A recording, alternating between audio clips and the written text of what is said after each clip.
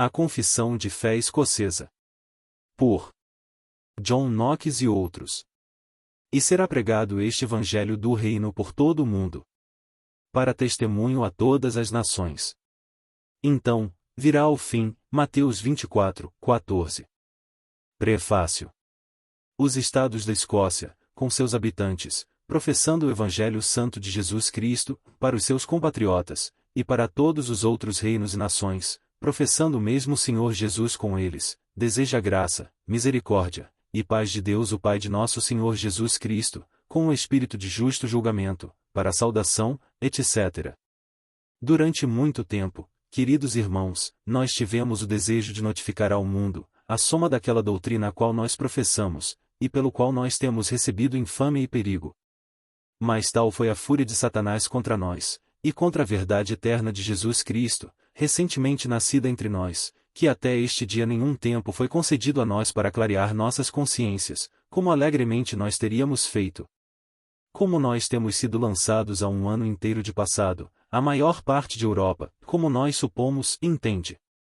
Mas vendo que a infinita bondade de nosso Deus, que nunca faz sofrer o aflito completamente para não ser confundido, acima de qualquer expectativa, nós obtivemos algum descanso e liberdade, nós não podemos, mas passo adiante esta breve e simples confissão de tal doutrina como é proposta a nós, e como nós acreditamos e professamos, em parte para a satisfação de nossos irmãos cujos corações, não temos dúvida, temos sido ainda feridos apesar da ira que ainda temos de não aprender a falar bem, e em parte pelo parar as bocas de insolentes blasfemadores que corajosamente amaldiçoam aquilo que eles nem mesmo ouviram, e o que nem ainda entendem. Não que julguemos que tal cancerosa malícia pode ser curada por esta nossa simples confissão. Não, nós sabemos que o doce sabor do Evangelho é, e deve ser, morte para os filhos de perdição. Mas nós temos respeito principalmente para com nossos irmãos fracos e enfermos, para quem nós comunicaríamos o fundo de nossos corações, para que eles não sejam aborrecidos ou levados por diversos rumores que Satanás espalha contra nós, para derrotar este nosso empreendimento religioso, protestando que, se qualquer homem notar nesta nossa confissão, que qualquer artigo ou sentença seja repugnante para com a palavra santa de Deus, isto nos agradará, por sua gentileza, e pela causa da caridade cristã, nos prevenir destes mesmos escritos, e nós, por nossa honra e fidelidade, prometemos a ele satisfação da boca de Deus, quer dizer, de suas escrituras santas, ou qualquer reforma que ele prove em que temos nos extraviado. Para Deus nós levamos as historias de nossas consciências, que de nossos corações nós detestamos todas as seitas heréticas, e todos os professores de doutrina errônea, e que, com toda humildade, nós abraçamos a pureza do Evangelho de Cristo que é o único alimento de nossas almas, e isto é tão precioso para nós, que nós estamos determinados a sofrer a extremidade do perigo mundano, ao invés de que nós sofreremos ao ser defraudados pelo mesmo. Pela espera nós somos certamente persuadidos, que aquele que de alguma forma negar a Cristo Jesus, ou ter vergonha dele, na presença dos homens, será negado diante do Pai, e diante de seus santos anjos. E então, pela ajuda do poderoso Espírito do nosso mesmo Senhor Jesus, nós firmemente propomos ficar juntos até o fim, na confissão desta nossa fé, como se seguem nestes artigos. Primeiro capítulo. De Deus. Confessamos e reconhecemos um só Deus, a quem, só, devemos apegar-nos, a quem, só, devemos servir, a quem, só, devemos adorar e em quem, só, devemos depositar nossa confiança. Deuteronômio 6, 4. 1 Coríntios 8, 6. Deuteronômio 4, 35. Isaías capítulo 44 versículos 5, 6. Ele é eterno, infinito, imensurável, incompreensível, onipotente, invisível. 1 Timóteo 1, 17. 1 Reis 8, 27. 2 Crônicas 6, 18. Salmos capítulo 139 versículos 7, 8. Gênesis 17, 1. 1 Timóteo capítulo 6 versículos 15, 16. Êxodo capítulo 3 versículos 14, 15. Um em substância e, contudo, distinto em três pessoas, o Pai, o Filho e o Espírito Santo. Mateus 28, 19. 1 João 5, 7. Cremos e confessamos que por ele todas as coisas que há no céu e na terra, visíveis e invisíveis, foram criadas, são mantidas em seu ser, e são governadas e guiadas pela sua inescrutável providência para o fim que determinaram sua eterna sabedoria, bondade e justiça, e para a manifestação de sua própria glória. Gênesis 1:1. Hebreus 11:3. Atos 17:28. Provérbios 16:4. Segundo capítulo. Da criação do homem. Confessamos e reconhecemos que nosso Deus criou o homem, isto é, nosso primeiro pai, Adão, segundo sua própria imagem e semelhança, e lhe deu sabedoria, domínio, justiça, livre-arbítrio e consciência de si mesmo, de modo que em toda a natureza do homem não se podia encontrar nenhuma imperfeição. Gênesis capítulo 1 versículos 26, 28. Colossenses 3, 10. Efésios 4, 24. Dessa perfeição e dignidade caíram o homem e a mulher, enganada pela serpente e o homem dando ouvido à voz da mulher, ambos conspirando contra a soberana majestade de Deus, que, com palavras claras, os havia previamente ameaçado de morte, se ousassem comer da árvore proibida. Gênesis capítulo 3 versículo 6 e capítulo 2 versículo 17. Terceiro capítulo. Do pecado original. Por essa transgressão, geralmente conhecida como pecado original, a imagem de Deus foi totalmente deformada no homem, e ele e seus filhos se tornaram, por natureza, inimigos de Deus, escravos de Satanás e servos do pecado. Salmos 51, 5. Romanos capítulo 5 versículo 10 e capítulo 7 versículo 5. 2 Timóteo 2, 26.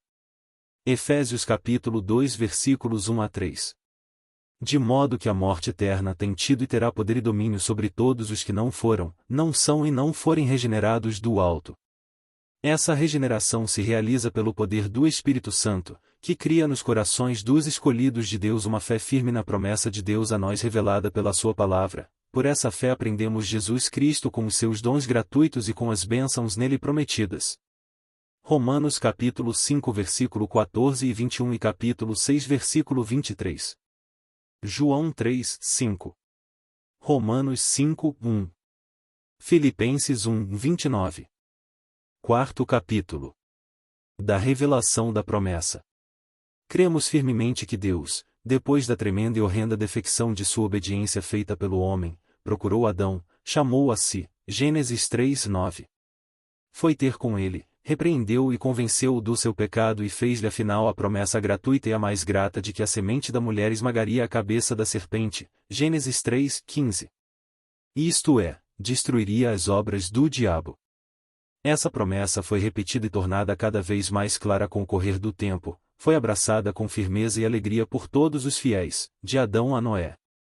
Semelhantemente, de Noé a Abraão, de Abraão a Davi e assim por diante até a encarnação de Jesus Cristo, todos, isto é, os patriarcas crentes sob a lei, viram os dias agradabilíssimos de Cristo e se regozijaram. Gênesis capítulo 12 versículo 3. Capítulo 15 versículos 5, 6. Segundo Samuel 7, 14. Isaías capítulo 7 versículo 14 e capítulo 9 versículo 6. Oséias 2, 6. João 8, 56. Quinto capítulo. Constituidade, aumento e preservação da igrejas. Cremos, com a maior segurança, que Deus preservou, instruiu, multiplicou, honrou, adornou e vocacionou, da morte para a vida, a sua igreja em todas as épocas, desde Adão até a vinda de Cristo Jesus em carne. Ezequiel capítulo 6 versículos 6 a 14. Ele chamou Abraão da terra de seu pai, instruiu e multiplicou a sua semente. Gênesis capítulo 12 versículo 1 e capítulo 13 versículo 1. Ele o preservou maravilhosamente, mais admiravelmente livrou sua semente da servidão e da tirania de Faraó. Êxodo 1, etc. Deu-lhe as suas leis, constituições e cerimônias. João capítulo 1 versículo 3 e capítulo 23 versículo 4. Deu-lhes a terra de Canaã. 1 Samuel capítulo 10 versículo 1 e capítulo 16 versículo 13. Depois de lhes haver dado juízes, e posteriormente Saul, deu-lhes Davi para ser rei, a quem prometeu que do fruto dos seus lombos devia assentar-se para sempre no seu trono real. Segundo Samuel 7:12. A esse mesmo povo ele enviou profetas, em contínua sucessão de tempo, a fim de, da idolatria pela qual eles frequentes vezes se desviaram, reconduzi-los ao caminho reto do seu Deus. Segundo Reis capítulo 17 versículos 13 a 19.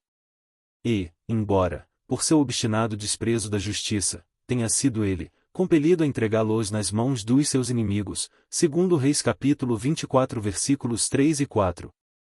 Como fora previamente ameaçado pelos lábios de Moisés, Deuteronômio capítulo 28 versículos 36 e 48. De modo que a cidade santa foi completamente destruída, o templo devorado pelo fogo, segundo Reis capítulo 25. E toda a terra desolada durante 70 anos, Daniel 9:2. Contudo, por sua graça e misericórdia ele os reconduziu a Jerusalém, onde a cidade e o templo foram restaurados e onde eles resistiram contra todas as tentações e assaltos de Satanás, até a vinda do Messias, segundo a promessa. Jeremias 30.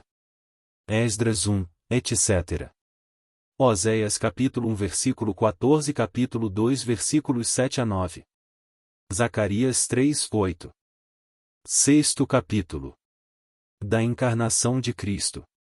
Quando chegou a plenitude do tempo, Deus enviou ao mundo seu Filho, Gálatas 4:4. Sua eterna sabedoria, a substância da sua própria glória, o qual assumiu a natureza humana da substância de uma mulher, uma virgem, e isso por obra do Espírito Santo. Lucas 1:31. Mateus capítulo 1 versículo 18 e capítulo 2 versículo 1. Romanos 1:3. João 1:45. Mateus 1:23. E assim nasceu a semente justa de Davi, o anjo do grande conselho de Deus, o próprio Messias prometido, a quem reconhecemos e confessamos como Emanuel, verdadeiro Deus e verdadeiro homem, por duas naturezas unidas e ligadas em uma só pessoa. 1 Timóteo 2:5. Assim, por esta nossa confissão condenamos as condenáveis e pestilentas heresias de Ario, Márcion, Eutiques, Nestório e outros, que, ou negaram a sua divindade eterna ou a verdade da sua natureza humana, ou as confundiram ou dividiram. Sétimo capítulo. Porque devia o mediador ser verdadeiro Deus e verdadeiro homem. Reconhecemos e confessamos que esta admirável união entre a divindade e a humanidade, em Jesus Cristo, procedeu do decreto eterno e imutável de Deus, do qual decorre e depende toda a nossa salvação. Efésios capítulo 1 versículos 3 a 6. Oitavo capítulo. A eleição. O mesmo eterno Deus e Pai, que somente pela graça nos escolheu em seu Filho, Jesus Cristo, antes que fossem lançados os fundamentos do mundo, Efésios 1:11. Mateus 25:34. Designou-o para ser nosso chefe, Efésios capítulo 1 versículos 22 e 23. Nosso irmão, Hebreus capítulo 2 versículos 7 a 8 e 11 a 12. Salmos 22:22. Nosso pastor e o grande bispo de nossas almas. Hebreus 13:20. 1 Pedro capítulo 2 versículo 24 e capítulo 5 versículo 4. Mas, visto que a inimizade entre a justiça de Deus e os nossos pecados era tal que nenhuma carne por si mesma poderia ter chegado a Deus, Salmos capítulo 130 versículo 3 e capítulo 143 versículo 2. Foi preciso que o Filho de Deus descesse até nós e assumisse o corpo de nosso corpo, a carne de nossa carne e o osso de nossos ossos, para que se tornasse o perfeito mediador entre Deus e o homem. 1 Timóteo 2:5.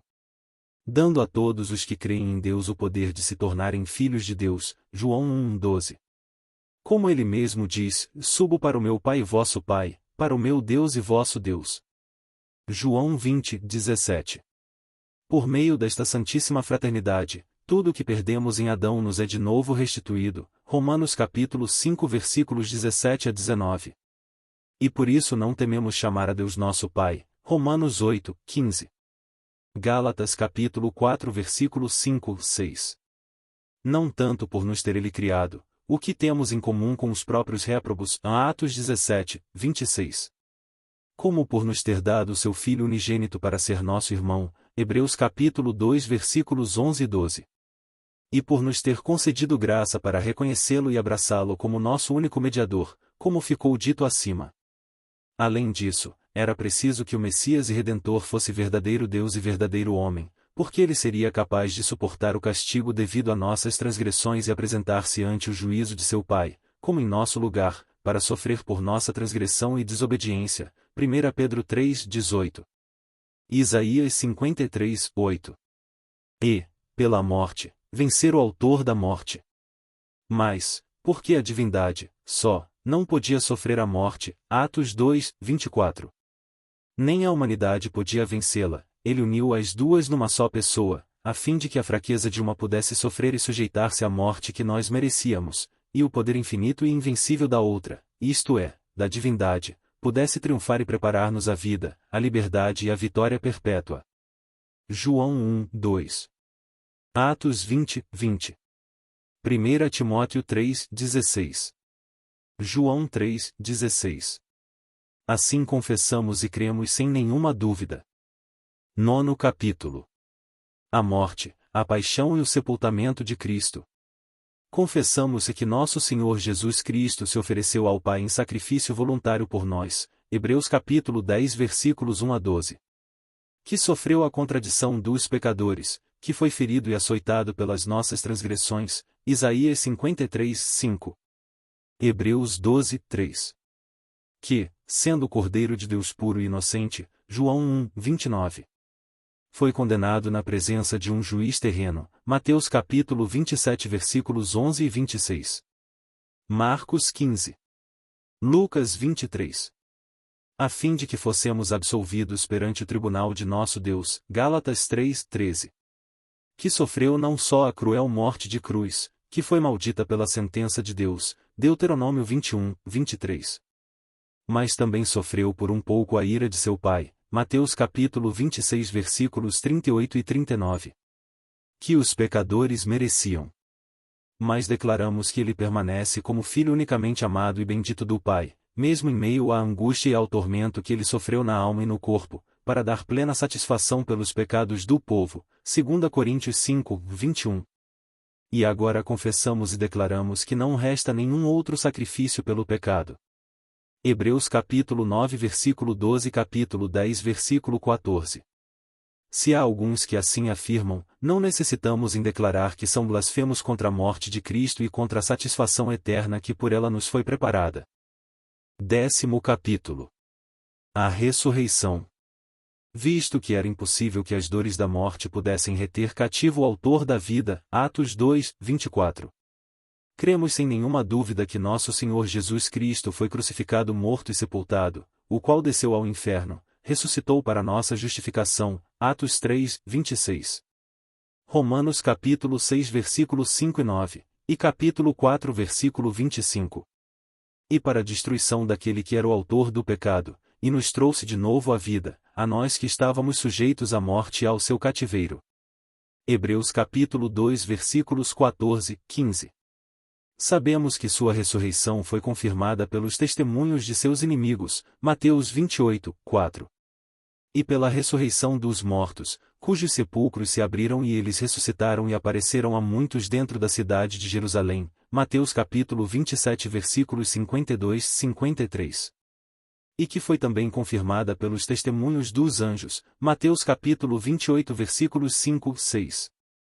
Pelos sentidos e pelo julgamento dos apóstolos e de outros que privaram com ele comeram e beberam depois da sua ressurreição. João capítulo 20 versículo 27. Capítulo 21 versículos 7-12-13. Lucas capítulo 24 versículos 41-43. 11º capítulo. A Ascensão. Não duvidamos, de modo nenhum, que exatamente o mesmo corpo que nasceu da Virgem, foi crucificado, morto e sepultado, e que ele ressurgiu e subiu aos céus, para cumprimento de todas as coisas, Marcos 16:9. Mateus 28:6. Lucas 24:51. Atos 1:9. Onde em nosso nome e para nossa consolação recebeu todo o poder no céu e na terra, Mateus 28:18. Onde ele está sentado, à destra do Pai, tendo sido coroado no seu reino, como único advogado e mediador por nós, 1 João 2:1. 1 Timóteo 2:5. Essa glória, honra e prerrogativa possuirá ele, só, entre os irmãos, até que todos os seus inimigos sejam feitos escabelo dos seus pés. Salmos 110, 1. Mateus 22, 44.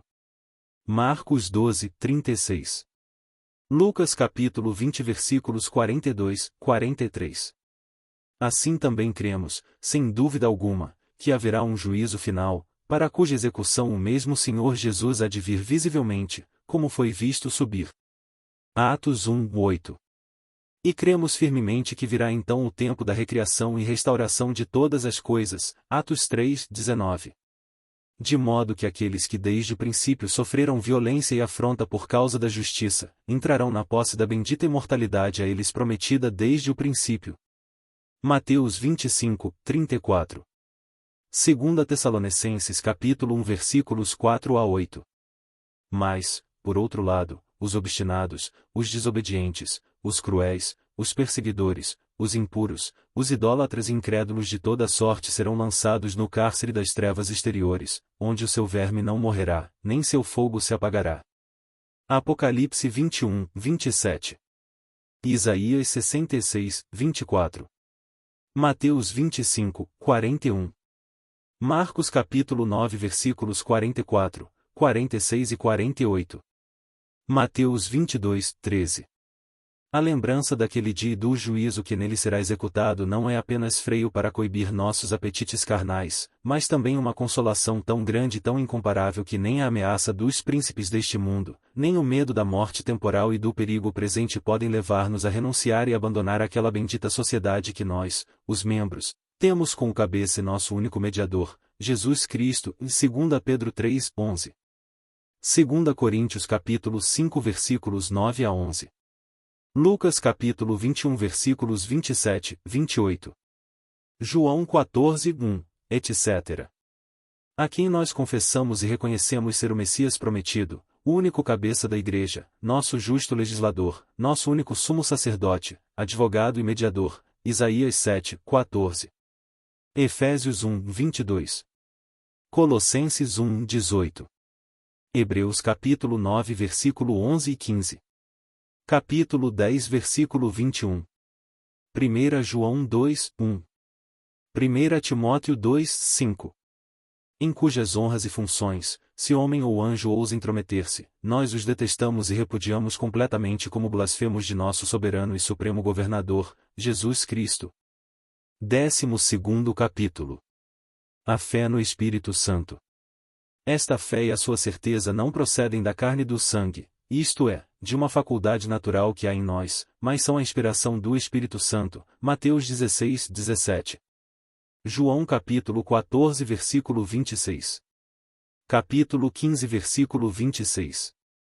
Capítulo 16 versículo 13. Que nós confessamos ser Deus, igual com o Pai e com seu Filho. Atos capítulo 5 versículo 3, 4.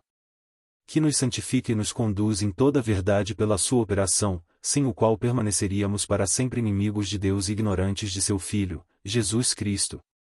Porque por natureza somos mortos, cegos e perversos, de maneira que nem sequer sentimos quando somos aguilhoados, nem vemos a luz quando brilha, nem podemos assentir à vontade de Deus quando ela se revela, se o Espírito de nosso Senhor não vivificar o que está morto, não remover as trevas de nossas mentes e não dobrar a rebelião dos nossos corações à obediência da sua bendita vontade.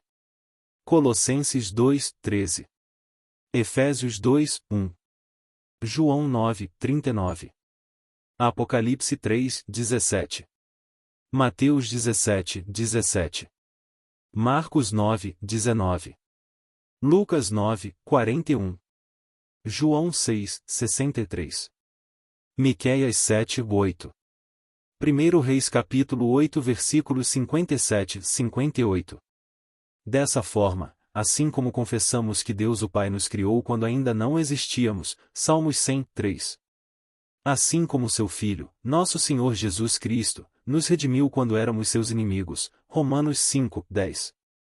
Assim também confessamos que o Espírito Santo nos santificou e regenerou, sem qualquer respeito a qualquer mérito nosso, seja anterior seja posterior à nossa regeneração. João 3, 5. Tito 3, 5. Romanos 5, 8.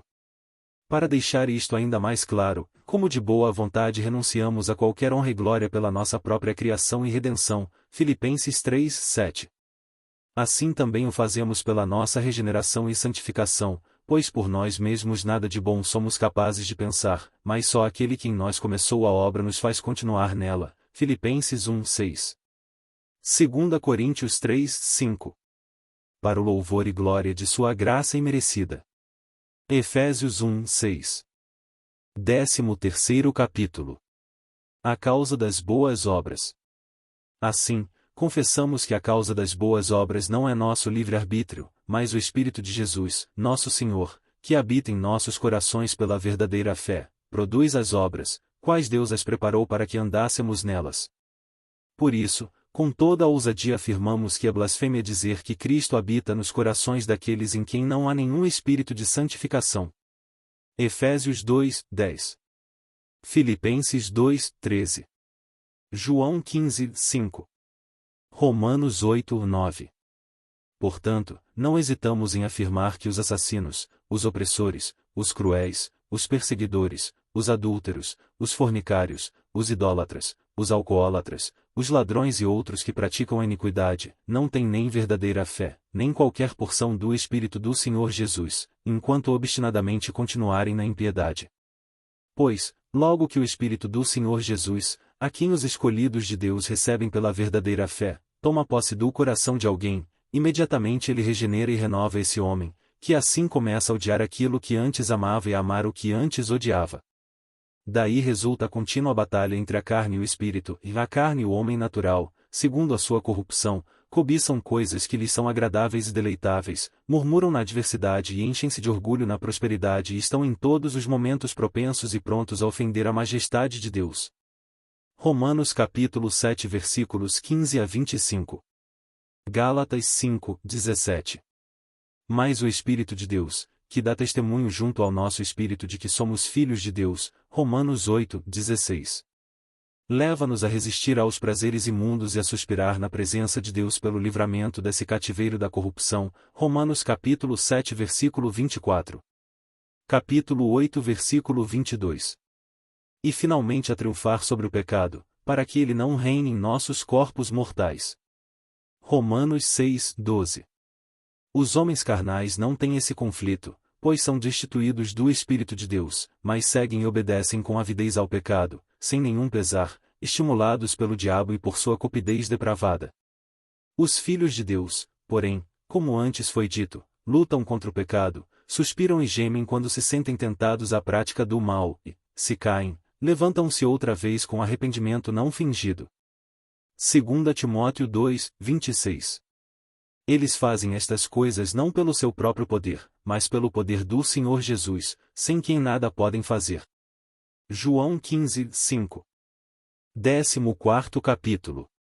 As obras que são consideradas boas diante de Deus. Confessamos e reconhecemos que Deus deu ao homem sua santa lei, na qual se proíbem não só as obras que desagradam e ofendem sua divina majestade, mas também se ordenam todas aquelas que lhe agradam e que ele prometeu recompensar. Êxodo capítulo 20 versículo 3, etc. Deuteronômio capítulo 5 versículo 6, etc. Capítulo 4 versículo 8. Essas obras são de duas espécies. Umas são praticadas para a honra de Deus e as outras para benefício de nosso próximo, e ambas têm a vontade revelada de Deus como sua garantia. Ter um só Deus, adorá-lo e honrá-lo, invocá-lo em todas as nossas dificuldades, reverenciar o seu santo nome, ouvir a sua palavra e crer nela, participar dos seus santos sacramentos, são obras da primeira espécie. Lucas capítulo 10 versículo 27, 28. Miqueias 6, 8. Honrar pai, mãe, príncipes, governantes e poderes superiores, amá-los, sustentá-los, obedecer às suas ordens, se estas não são contrárias aos mandamentos divinos, salvar as vidas dos inocentes, reprimir a tirania, defender os oprimidos, conservar nossos corpos limpos e santos, viver em sobriedade e temperança, tratar de modo justo todos os homens tanto por palavras como por obras, finalmente, reprimir quaisquer desejos pelos quais nosso próximo recebe ou pode receber dano. Efésios capítulo 6 versículo 1 e 7. Ezequiel capítulo 22 versículo 1, etc. 1 Coríntios capítulo 6 versículo 19, 20. 1 Tessalonicenses capítulo 4 versículos 3 a 7. Jeremias capítulo 22 versículo 3, etc. Isaías capítulo 50 versículo 1, etc. 1 Tessalonicenses 4, 6. São as boas obras da segunda espécie, as quais são muito gratas e aceitáveis a Deus, visto que Ele mesmo as ordenou. Os atos contrários são pecados dignos da maior indignação, que sempre lhe desagradam e o provocam à ira. São eles, não invocar só a Ele quando temos necessidade, não ouvir com reverência a sua palavra, mas desprezá-la e rejeitá-la, ter ou adorar ídolos, alimentar e defender a idolatria, fazer pouco do venerável nome de Deus, profanar, abusar ou desprezar os sacramentos de Jesus Cristo, não obedecer ou resistir aos que Deus colocou em autoridade, enquanto se mantenham dentro dos limites da sua vocação, Romanos 13, 2. Cometer homicídio ou ser conivente com homicídio, odiar o próximo, permitir que seja derramado sangue inocente, se podemos impedi-lo. Ezequiel capítulo 22 versículo 13, etc. Em conclusão, confessamos e afirmamos que a quebra de qualquer mandamento da primeira ou da segunda espécie é pecado, 1 João 3, 4. Pelo qual se acende a ira de Deus contra o mundo soberbo e ingrato. Assim, afirmamos serem boas obras somente as que são praticadas com fé, Romanos 14, 23. Hebreus 11, 6. Segundo o mandamento de Deus, 1 Samuel 15, 22. 1 Coríntios 10, 31. Que, em sua lei, expôs o que lhe agrada. Afirmamos que as obras mais não são apenas as que se praticam expressamente contra o mandamento de Deus, 1 João 3, 4. Mas também as que em assuntos religiosos e de culto a Deus, não têm outro fundamento senão a invenção e a opinião do homem. Desde o princípio Deus as vem rejeitando, como aprendemos das palavras do profeta Isaías 29, 13. E de nosso Senhor Jesus Cristo, e em vão me adoram, ensinando doutrinas e mandamentos de homens. Mateus 15, 9. Marcos 7, 7. 15º capítulo. A perfeição da lei e a imperfeição do homem. Confessamos e reconhecemos que a lei de Deus é a mais justa, a mais imparcial e a mais santa, e o que ela ordena, se perfeitamente praticado, iluminaria e poderia conduzir o homem à felicidade eterna. Levítico 18, 5. Gálatas 3, 12. 1 Timóteo 1, 8. Romanos 7, 12. Salmos capítulo 19 versículos 7 a 9. Capítulo 19 versículo 11. Mas a nossa natureza é tão corrupta, fraca e imperfeita que jamais seríamos capazes de cumprir perfeitamente as obras da lei. Deuteronômio 5, 29. Romanos 10, 3. Mesmo depois de sermos regenerados, se dissermos que não temos pecados, enganamo-nos a nós mesmos e a verdade de Deus não está em nós. 1 Reis 8, 46. 2 Crônicas 6, 36. Provérbios 29. Eclesiastes 7, 22. 1 João 1, 8. Por isso, importa que nos apeguemos a Cristo, em sua justiça e satisfação, pois Ele é o fim e o complemento da lei e é por Ele que somos libertados, de modo que, embora não cumpramos a lei em todos os pontos, contudo, estamos imunes da execração de Deus. Romanos 10, 4. Gálatas 3, 13. Deuteronômio 27, 26.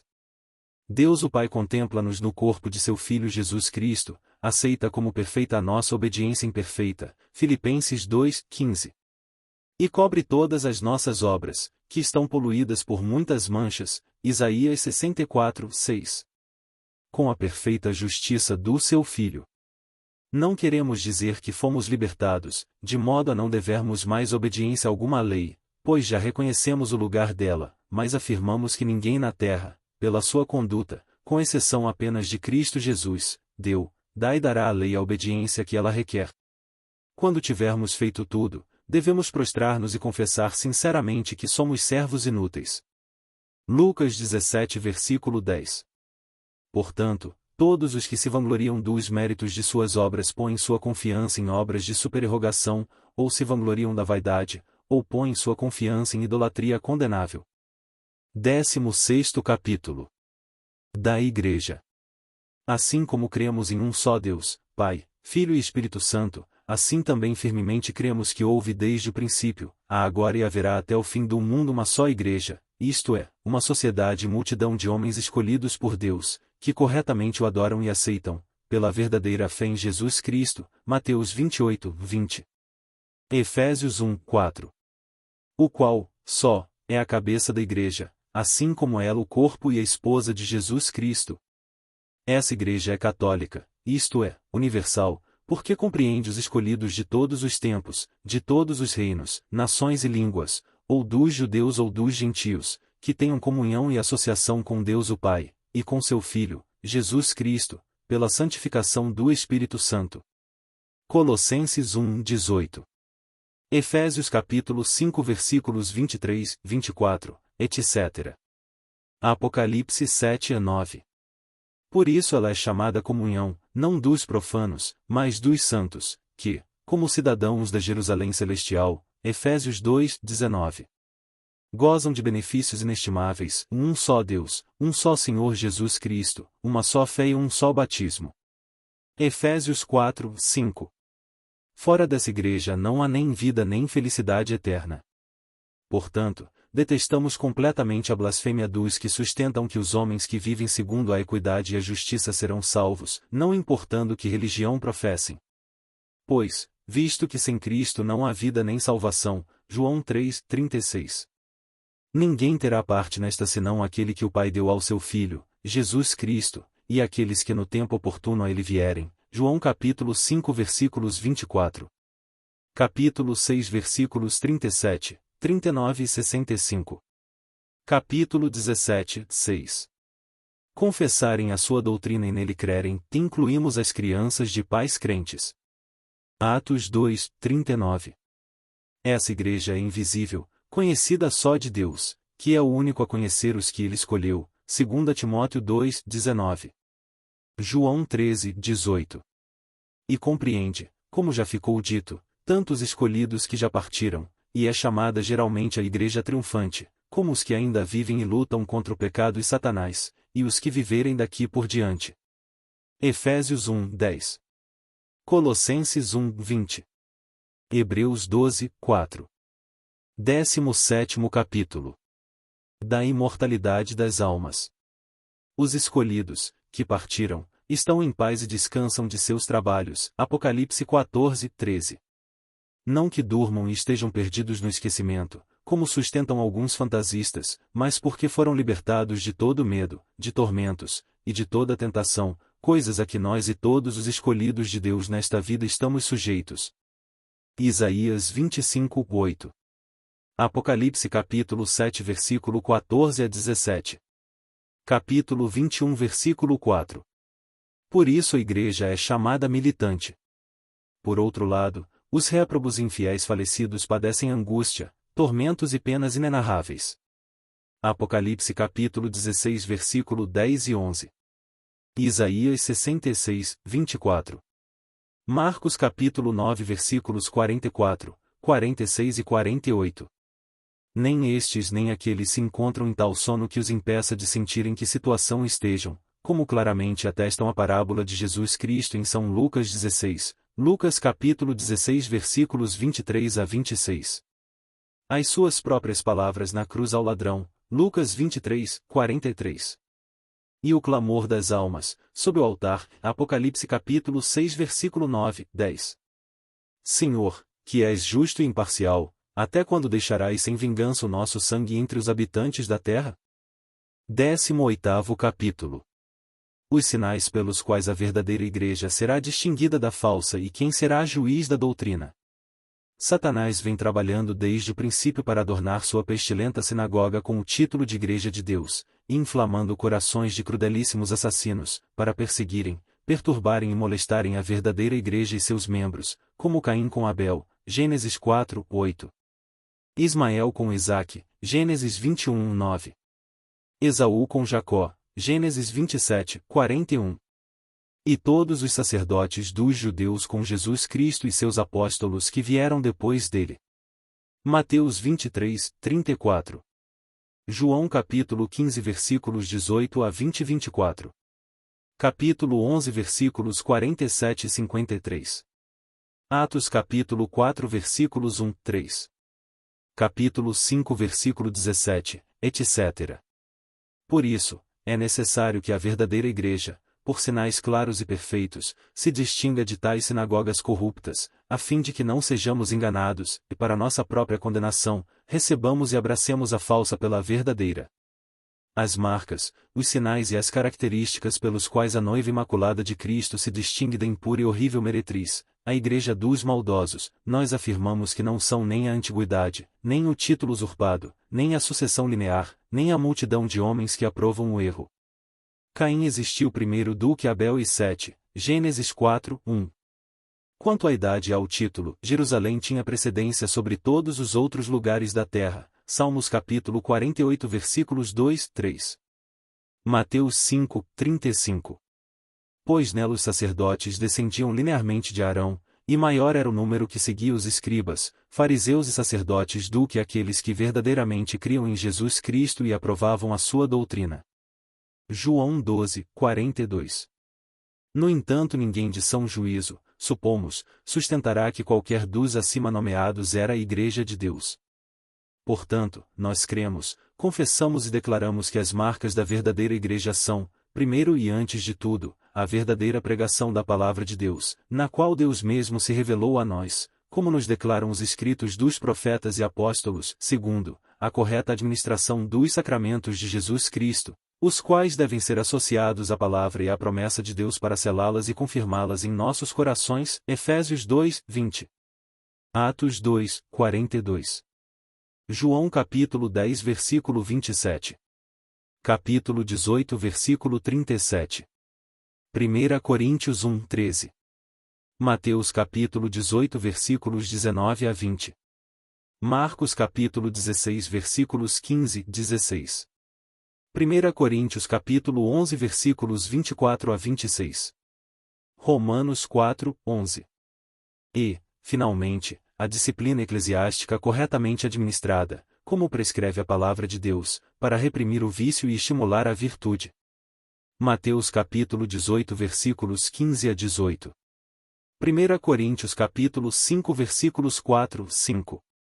Onde quer que essas marcas se encontrem e continuem por algum tempo, ainda que o número de pessoas não exceda de 2 ou 3, ali, sem dúvida alguma, está a verdadeira Igreja de Cristo, o qual, segundo a sua promessa, está no meio dela.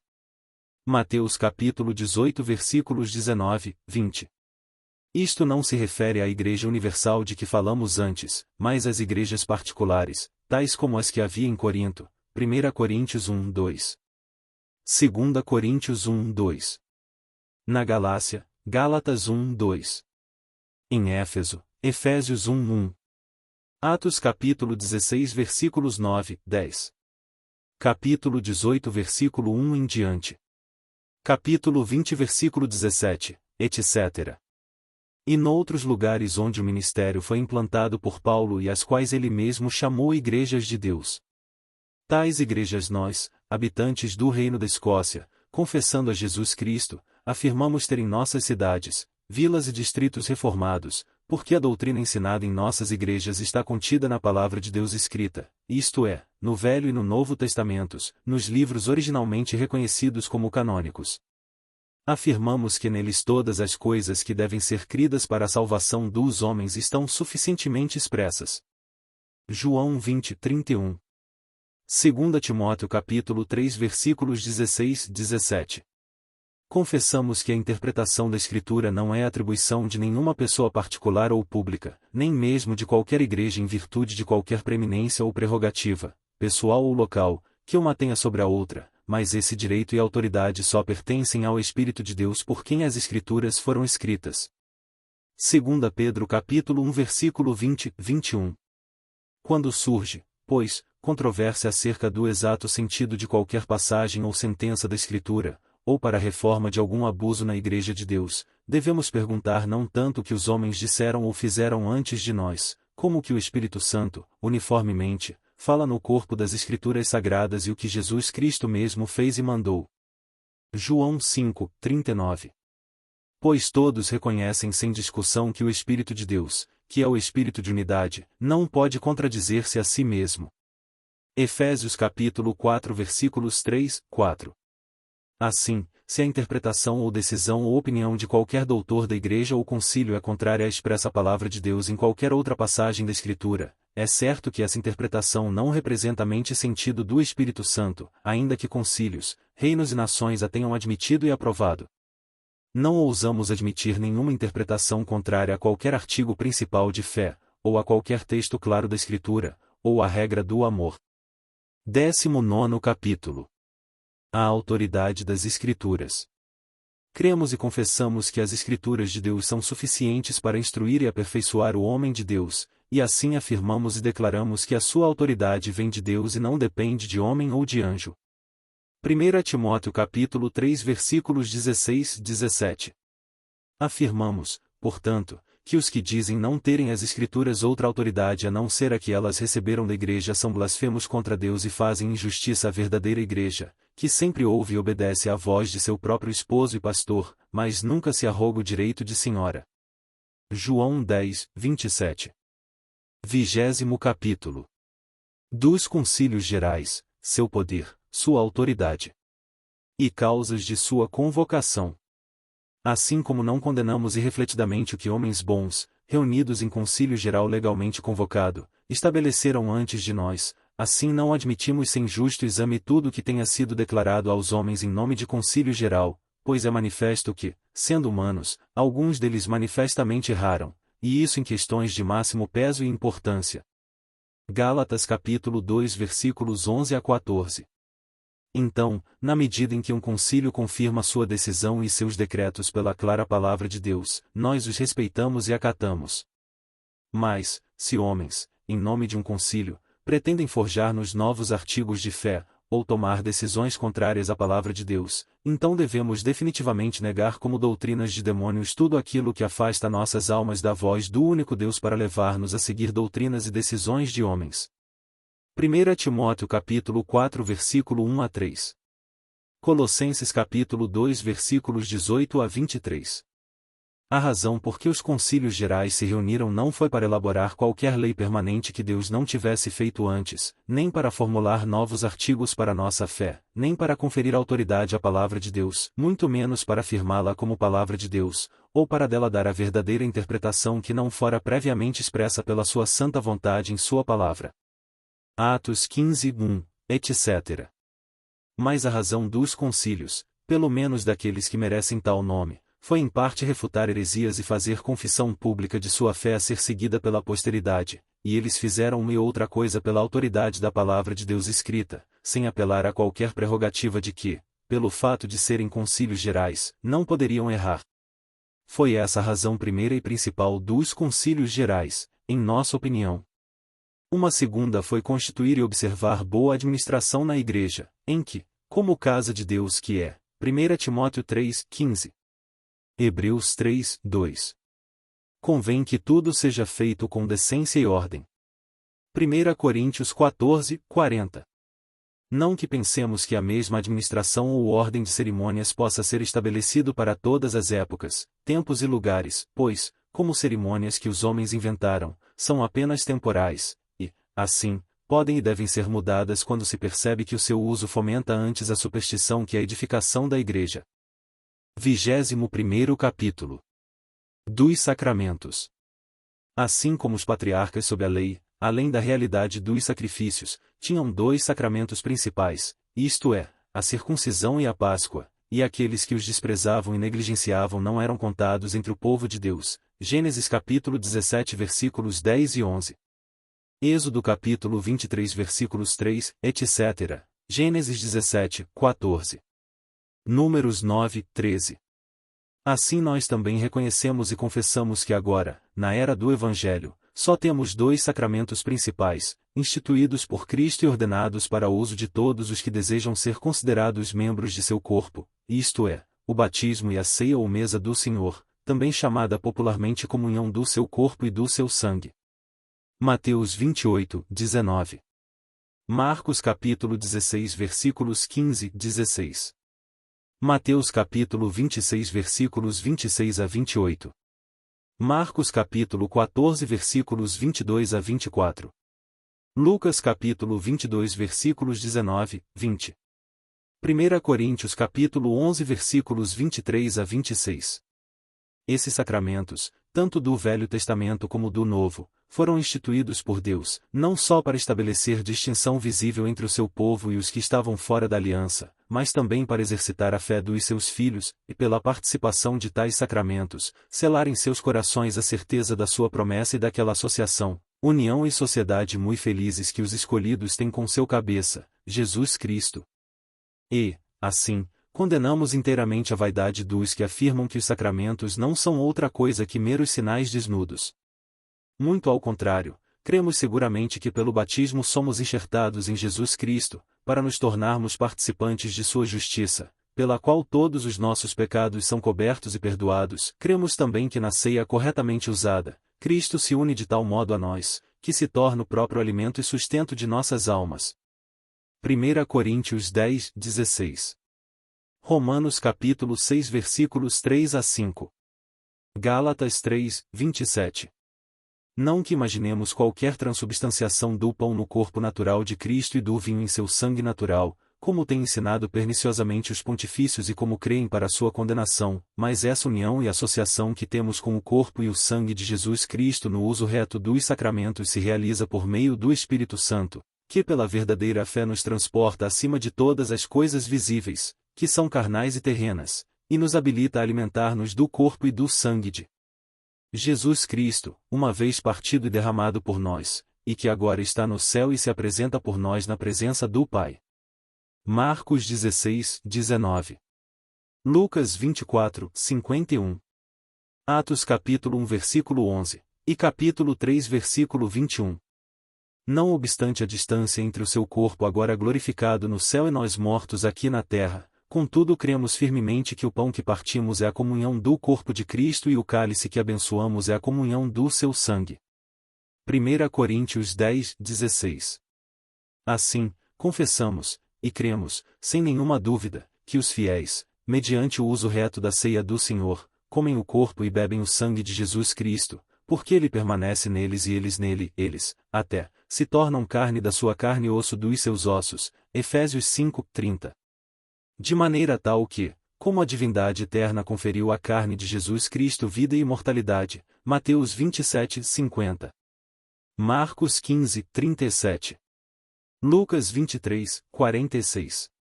João 19, 30.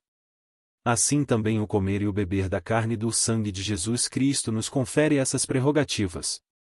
Declaramos, contudo, que isto não nos é dado só na ocasião do sacramento, nem pela sua ação ou virtude, mas afirmamos que os fiéis, mediante o uso certo da ceia do Senhor, têm com Jesus Cristo, João capítulo 6 versículos 51 e 53 a 58. Uma união que o homem natural não pode compreender.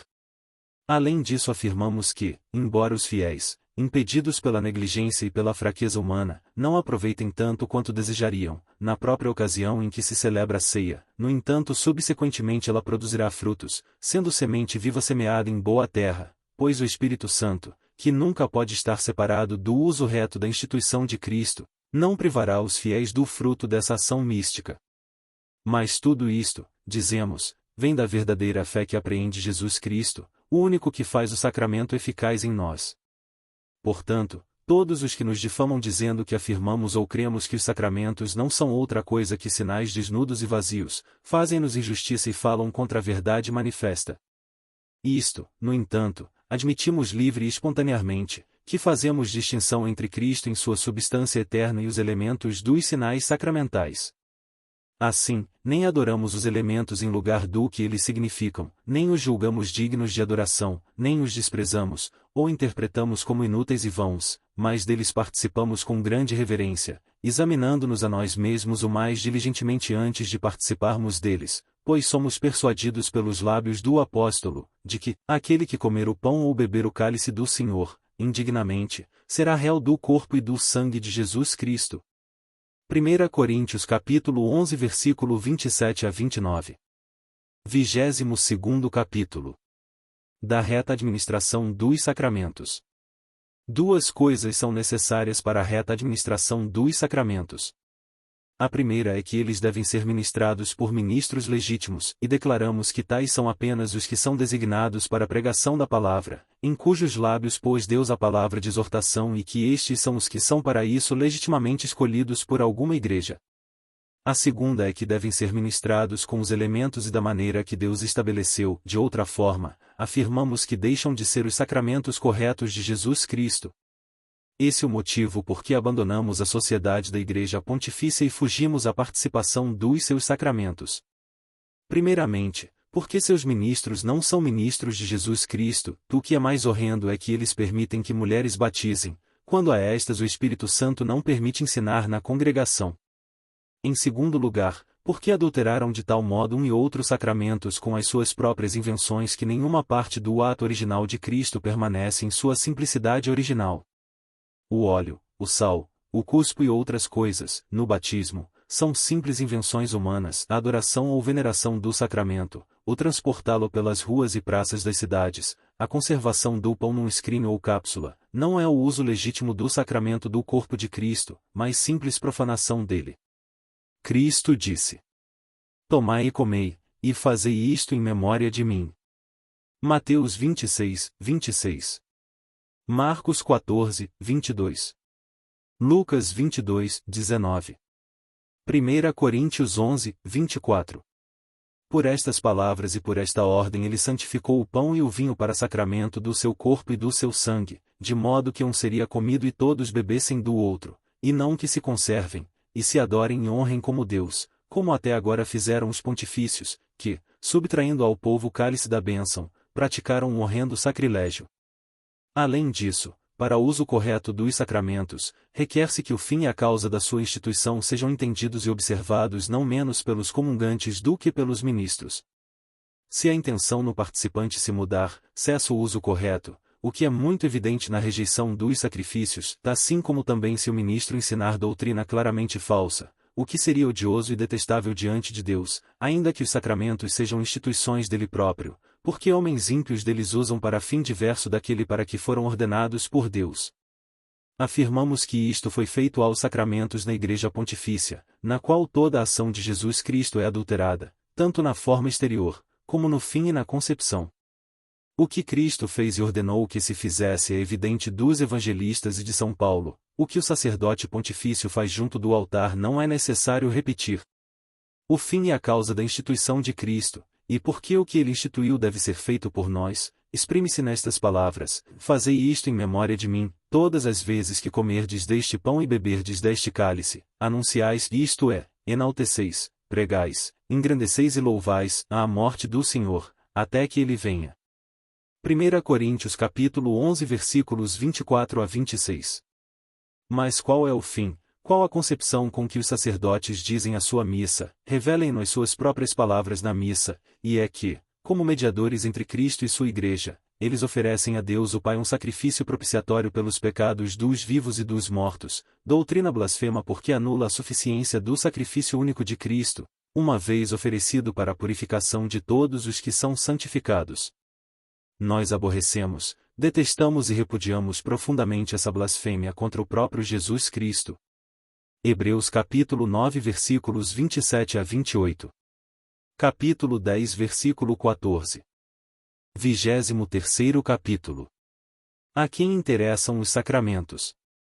Reconhecemos e sustentamos que o batismo se aplica tanto aos filhos dos fiéis como aos fiéis adultos, dotados de discernimento, e assim condenamos o erro dos anabatistas, que negam o batismo às crianças até que elas tenham compreensão e fé. Colossenses capítulo 2 versículos 11 e 12. Romanos 4, 11. Gênesis 17 versículo 10. Mateus 28, 19. Mas sustentamos que a ceia do Senhor é somente para aqueles que pertencem à família da fé e podem examinar-se e provar-se a si mesmos, tanto em sua fé como no dever da fé para com o próximo. Os que sem fé ou permanecendo em dissensão com os seus irmãos comem e bebem naquela santa mesa comem indignamente. 1 Coríntios capítulo 11 versículos 28, 29. Esta a razão por que os pastores da nossa igreja fazem exame público e particular, tanto no conhecimento como na conduta e na vida, daqueles que devem ser admitidos à ceia do Senhor Jesus. 24º capítulo. Do Magistrado Civil.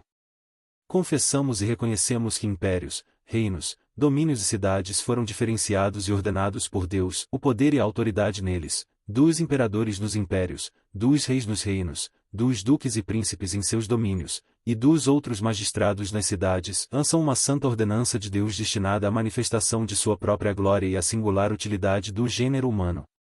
Romanos 13, 1. Tito 3, 1. 1 Pedro capítulo 2 versículos 13, 14. Por isso afirmamos que todos os que procuram levantar ou confundir todo o estado do poder civil, já muito estabelecido, não são apenas inimigos da humanidade, mas lutam impiamente contra a vontade manifesta de Deus. Romanos 13, 2. Além disso, confessamos e reconhecemos que todos os que foram colocados em autoridade devem ser amados. Romanos 13, 7. 1 Pedro 2, 17. Honrados, temidos e tidos na mais respeitosa estima, pois fazem as vezes de Deus, e em seus concílios o próprio Deus se assenta e julga. Salmos 82, 1. São eles os juízes e príncipes a quem Deus entregou a espada para o louvor e defesa dos bons e para justo castigo e vingança de todos os malfeitores. 1 Pedro 2, 14. Além disso, afirmamos que a purificação e preservação da religião é, sobretudo e particularmente, dever de reis, príncipes, governantes e magistrados. Não foram eles ordenados por Deus apenas para o governo civil, mas também para manter a verdadeira religião e para suprimir toda idolatria e superstição. Pode-se ver isso em Davi, 1 Crônicas 22, 26. Josafá, 2 Crônicas capítulo 17 versículo 6, etc. Capítulo 19 versículo 8, etc. Josias, 2 Crônicas 29, 31. Ezequias, 2 Crônicas 34, 35. E outros altamente recomendados pelo seu singular zelo. Por isso, confessamos e declaramos que todos quantos resistem à suprema autoridade, usurpando o que pertence ao ofício desta, resistem a essa ordenação de Deus, portanto, não podem ser considerados inculpáveis diante dele. Afirmamos mais que, enquanto príncipes e governantes vigilantemente cumprirem sua função, quem quer que lhes recusar auxílio, conselho e assistência nega-o a Deus, que pela presença do seu lugar-tenente lhe solicita isso. 25º capítulo. Os dons livremente concedidos à Igreja. Embora a palavra de Deus verdadeiramente pregada, os sacramentos corretamente ministrados e a disciplina executada segundo a palavra de Deus sejam sinais certos e incontestáveis da verdadeira Igreja, contudo nem por isso julgamos nós que toda pessoa, individualmente, nessa comunidade seja um membro escolhido de Jesus Cristo. Mateus capítulo 13 versículo 24, etc. Reconhecemos e confessamos que o joio pode ser semeado com o bom trigo, e joio e palha crescem em grande abundância no trigal, isto é, que réprobos podem unir-se às congregações dos escolhidos e comungar com eles nos benefícios externos da palavra e dos sacramentos. Mas, como eles só confessam a Deus por um pouco com seus lábios e não com seus corações, desviam-se e não continuam até ao fim. Mateus capítulo 13 versículos 20, 21. Portanto, não participam dos frutos da morte, ressurreição e ascensão de Cristo. Mas os que de coração creem, sem nenhuma simulação, e corajosamente confessam com seus lábios o Senhor Jesus, receberão esses dons com a mais absoluta certeza, como dissemos acima. Romanos capítulo 10 versículos 9 e 13. Primeiramente, nesta vida terão a remissão dos pecados, e isso unicamente pela fé no sangue de Cristo, pois, apesar de o pecado permanecer e continuamente habitar nestes nossos corpos mortais, contudo ele não nos será imputado, mas será perdoado e coberto pela justiça de Cristo. Romanos 7. 2 Coríntios 5, 21. Em segundo lugar, no juízo geral conceder-se-á a cada homem e mulher a ressurreição da carne. João capítulo 5 versículos 28, 29. O mar devolverá os seus mortos e a terra aqueles que nela estão sepultados. Sim, O eterno Deus estenderá a sua mão sobre o pó da terra e os mortos ressurgirão incorruptíveis. Apocalipse 20:13. E na substância da mesma carne que cada um agora tem. Jó capítulo 19 versículos 25, 27. Para receber, segundo as suas obras, ou a glória ou o castigo. Mateus capítulo 25 versículos 31 a 46. Os que agora se deleitam na vaidade, na crueldade, na impureza, na superstição ou idolatria serão condenados ao fogo inextinguível, no qual em seus corpos espíritos, os quais agora servem o diabo cometendo toda abominação, eles serão atormentados para sempre. Mas os que continuam a fazer o bem até o fim confessando corajosamente o Senhor Jesus, cremos firmemente que eles possuirão a glória, a honra e a imortalidade, para reinarem para sempre na vida eterna com Jesus Cristo. Apocalipse 14 versículo 10. Romanos capítulo 2 versículos 6 a 10.